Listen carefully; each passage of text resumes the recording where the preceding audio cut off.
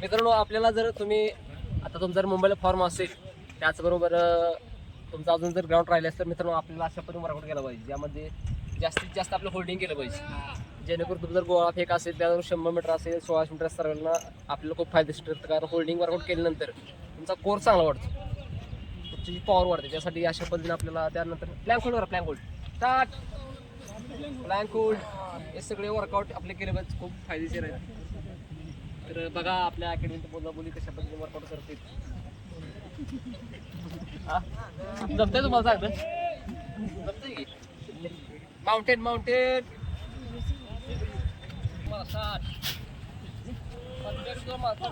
Perfect chest up down. घास मारायचे आणि होल्ड करायचं नंतर माउंटेन होल्ड.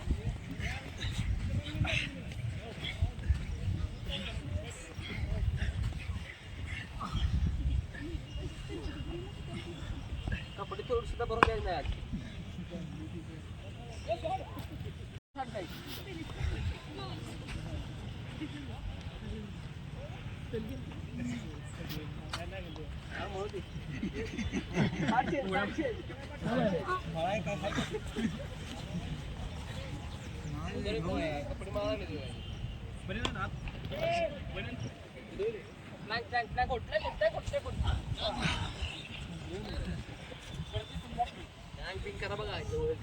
ताकद वाढते. म्हणजे तुम्ही 1-2 मिनिटं रेस्ट घेत जावा आणि जबरदस्त वर्कआउट करा, जेणेकरून तुमचं अप्पर बॉडी हाताची सगळी स्ट्रेंथ ताकद वाढते आणि खूप फायदेशीर आहे. आमच्या या ठिकाणी बरेच मुलं आहेत बघा. दिनेश रोकडे डेके बरोबर डेके या ठिकाणी चांगला स्कोर झाला आहे. थोडा आम्ही आता मुंबईला आहे. 15 शॉट बीच मारा. Start. 15 shot.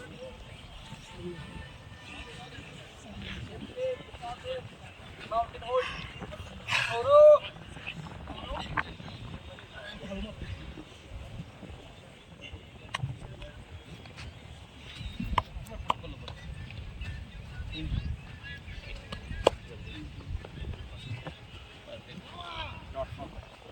Plank hold.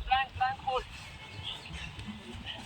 10 minute sir म्हणा. 1 2 3 4 8 5 6 7 8 9 अप अप अप अप.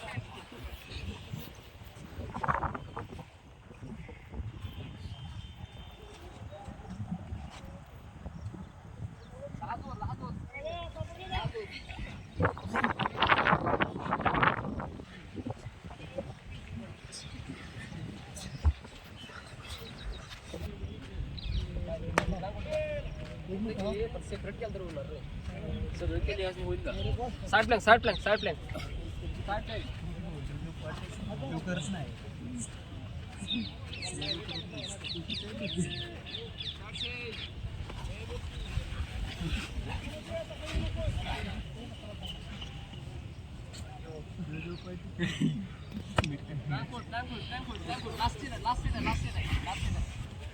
काय होईना बे? जरा 100 म्हणीन मग आता.